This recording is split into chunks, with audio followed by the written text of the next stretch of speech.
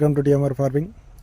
ఈరోజు టాపిక్ వచ్చేసి మనం మహేంద్ర యువ టెక్ ప్లస్ 575 4-wheel డ్రైవ్ ఎందుకు తీసుకున్నాం అనే దాని గురించి.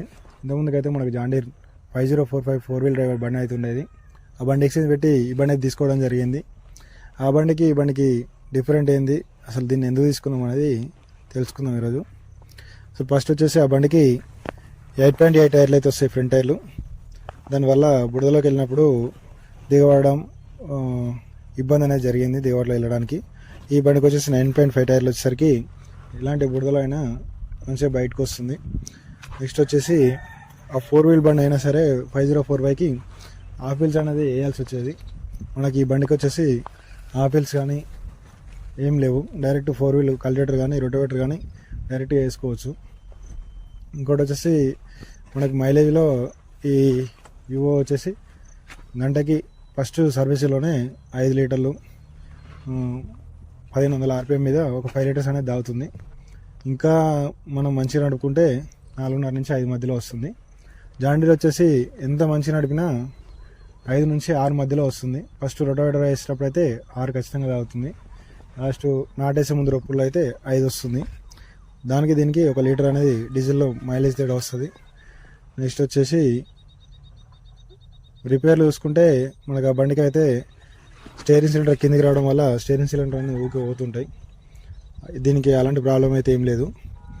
నెక్స్ట్ వచ్చేసి దీనికి కింద క్యాప్ అనేది రావడం జరుగుతుంది.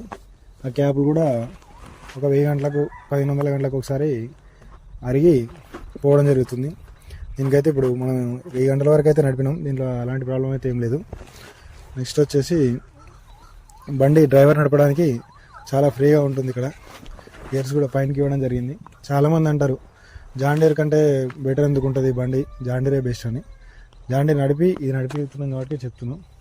ఈ బండి అయితే డ్రైవింగ్ విషయంలో చాలా కంఫర్ట్గా ఉంది. నెక్స్ట్ వచ్చేసి దీనికి వచ్చిన ప్రాబ్లం వల్ల లిఫ్ట్ మాత్రం కొంచెం ట్రబుల్ ఇస్తుంది. ఈ మహేంద్రలో జాండీర్లో అలాంటి ప్రాబ్లం అయితే ఉండదు. ఇంకా వచ్చేసి మన ఈ బండికి హైలెక్స్ ఉండడం వల్ల బుడలో అయితే ఎలాంటి ఇబ్బంది లేదు, చాలా ఫ్రీగా వస్తుంది. మళ్ళీ ఇందులో ఈ బండికి వచ్చేసి రొటోవేటరు స్పీడ్ కూడా చాలా ఉంటుంది, ఎక్కువ ఉంటుంది దీనికి చాలా తేడా ఉంటుంది. నెక్స్ట్ మనకు ఈ బండికి వచ్చి ఆయిల్ చేంజ్ అనేది 400 గంటలకు ఒకసారి చేస్తాం. ఇంతకుముందుకు మనకు పాత బండికి అయితే 250 గంటలకే ఉండేది. ఇప్పుడు జాండీలో గేర్ ప్రో వచ్చినప్పటి నుంచి అది 500 గంటలకు ఇవ్వడం జరిగింది. అలాగే పీటీఓ లివర్ అనేది హైట్ ఇవ్వడం జరిగింది మంచిగా. ఇంతకుముందుకున్న బండ్లకి పీటీఓ లివర్ కిందికి ఉండడం వల్ల చాలా ఇబ్బంది ఉండేది. జాండీలో అయితే చాలా ట్రబుల్ పడ్డాను నేను దీనికైతే అలాంటి ప్రాబ్లం లేదు, ఈజీగా వేసుకోవచ్చు పీటీఓ లివర్. ఇంకో విషయం వచ్చేసరికి దీనికి స్టీరింగ్ అనేది కటింగ్ దగ్గరగా ఉండదు, జాండీర్కి అయితే చాలా దగ్గర ఉంటుంది కటింగ్.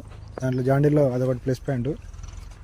ఇంకోటి వచ్చేసి లిఫ్ట్ విషయానికి వస్తే జాండీర్కి లిఫ్ట్ బాగా లేస్తుంది, హైట్ ఎక్కువ లేస్తుంది. మహేంద్ర కూడా లేస్తుంది కానీ కొంచెం దానికంటే కొంచెం తక్కువే. ఇప్పుడు దీంట్లో డెవలప్ చేసి బాగానే లేస్తుంది, దీనికి కొంచెం డిఫరెంట్.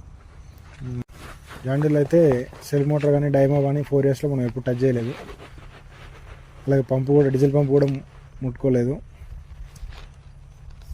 మనకు మెయిన్ ప్రాబ్లం వచ్చిందంటే జాండీర్లో గేర్ బాక్స్ అయితే 2 సార్లు ఓపెన్ చేయడం జరిగింది. అలాగే హౌసింగ్ లైనర్స్ బ్రేకులు ఎలాంటి ప్రాబ్లం రాలేదు. అయితే ఈ బండి ఎలా ఉంటుంది అనేది మనం ముందు చూద్దాం, ముందు వీడియోలో తెలుసుకుందాం.